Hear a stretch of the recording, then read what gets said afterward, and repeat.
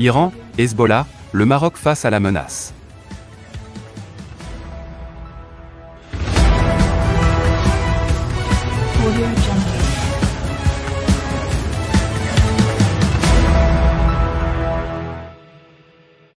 La veille, toujours, la vigilance aussi. Le temps est à la prise en compte conséquente de la menace que font peser sur le royaume l'Iran et le Hezbollah.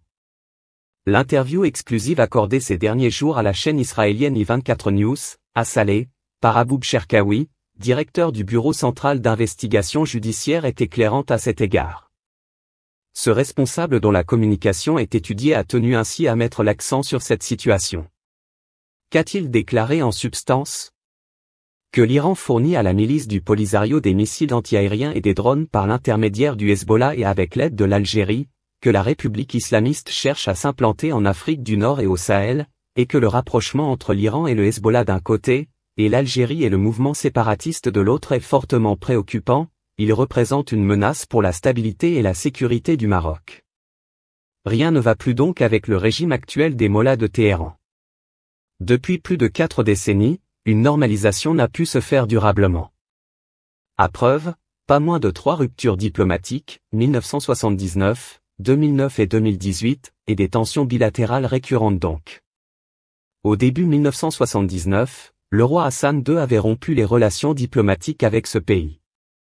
Le défunt souverain avait accueilli durant 2 mois le Shah d'Iran qui s'était enfui de Téhéran, via l'Égypte avant Rabat. Le souverain chérifien avait alors qualifié l'imam Khomeini d'hérétique. Les relations ont ensuite été rétablies mais elles sont restées chaotiques. En 2009, c'est à propos du Bahreïn qu'une nouvelle crise éclate. Le 22 février 2009, un conseiller du guide Ali Khamenei, le mollah Ali Akbar Natik Nouri, déclare que Bahreïn est bel et bien la 14e province de l'Iran, une thématique prégnante depuis le départ des Britanniques du Golfe dans les années 60 et début 70. Rabat entend également mettre fin au prosélytisme iranien au Maroc, inspiré et soutenu par l'ambassade d'Iran. Des ingérences dans les affaires intérieures marocaines visant à altérer les fondamentaux religieux du royaume et à tenter de menacer l'unicité du culte musulman et le rite malékite sunnite au Maroc. Les relations sont de nouveau rétablies discrètement en 2015, dans le contexte de l'accord multilatéral sur le nucléaire iranien du 14 juillet 2015. 3 ans plus tard, le 1er mai 2018, le Maroc annonce la rupture des relations diplomatiques avec Téhéran. Le motif ? Une facilitation de livraison d'armes au mouvement séparatiste par le biais du Hezbollah libanais. Lors d'une conférence de presse à Rabat, le ministre des Affaires étrangères, Nasser Bourita, précise que le Maroc dispose de preuves irréfutables, de noms identifiés et de faits établis qui corroborent cette connivence entre le Polisario et le Hezbollah contre les intérêts suprêmes du royaume.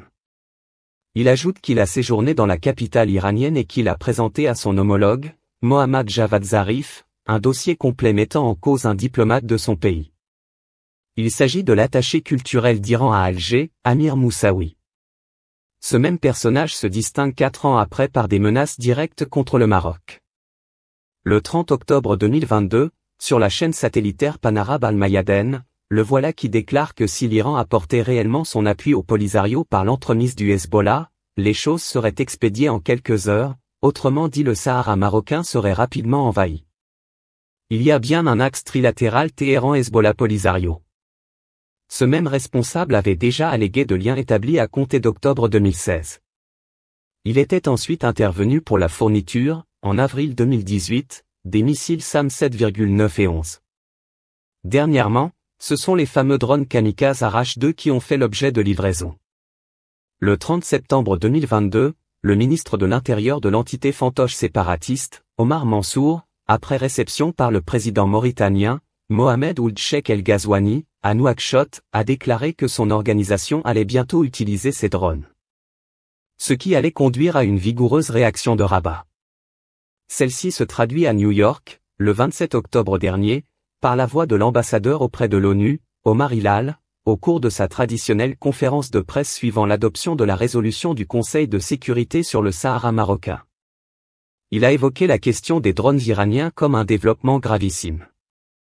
Et d'avancer à cet égard 3 explications, l'une étant que sur le plan géopolitique, cela donnera raison au Maroc d'avoir alerté la communauté internationale depuis 2 ans sur le fait que l'Iran et le Hezbollah sont en train de s'infiltrer à Tindouf et en Afrique du Nord, et qu'ils sont passés de la formation à l'équipement du Polisario avec des drones. L'autre attrait à un game changé sur le plan militaire et que le Maroc réagira en conséquence et d'une manière appropriée. Enfin, cela poserait un problème moral, au moment où l'ONU demande aux organisations internationales d'augmenter leur contribution à Tindouf, et où l'on parle de risque de famine et de pénurie, voilà que le mouvement séparatiste se targue d'avoir acquis des drones. Une situation d'alerte qui ne peut que préoccuper la communauté internationale. Voici près de 5 mois, un eurodéputé espagnol, Antonio López Istúriz White, secrétaire général du Parti populaire européen, PPE, avait interpellé Josep Borrell, chef de la diplomatie de l'Union européenne, pour dénoncer l'octroi par l'Iran de drones kamikazes au Polisario. Cette semaine, c'est outre-Atlantique que la presse américaine alerte de nouveau sur cette question et ce par la voix de Llewellyn King, célèbre chroniqueur, dans un article publié par les quotidiens Boston Herald et New England Diary. Il considère que désormais, des drones iraniens sont déployés en Afrique du Nord et constituent une menace directe pour le Maroc. Il explique aussi que Rabat n'a de cesse d'alerter les gouvernements occidentaux face à ce danger. Dans ce même registre, Ilan Berman, vice-président senior de l'American Foreign Policy Council, rappelle que l'Iran privilégie désormais l'aide aux conflits asymétriques plutôt que la confrontation dans le cadre d'une guerre conventionnelle. Et d'expliquer pourquoi Téhéran finance le terrorisme et les programmes de missiles balistiques. Les drones, ajoute-t-il, sont une évolution de cette stratégie et participent au renforcement des capacités de leurs groupes mandataires. Un défi qui concerne la région. Le Maroc n'est pas le seul pays concerné. L'Iran élargit son périmètre de déstabilisation. Comme l'a déclaré Nasser Bourita, ministre des Affaires étrangères, l'Iran, après avoir sapé la stabilité de la Syrie, du Yémen, de l'Irak et du Liban, est en train de déstabiliser notre région.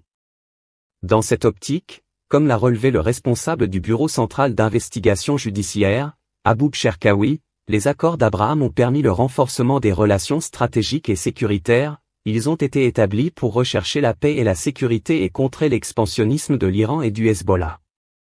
Des menaces réelles qui conduisent le Maroc à élargir des accords avec ses partenaires.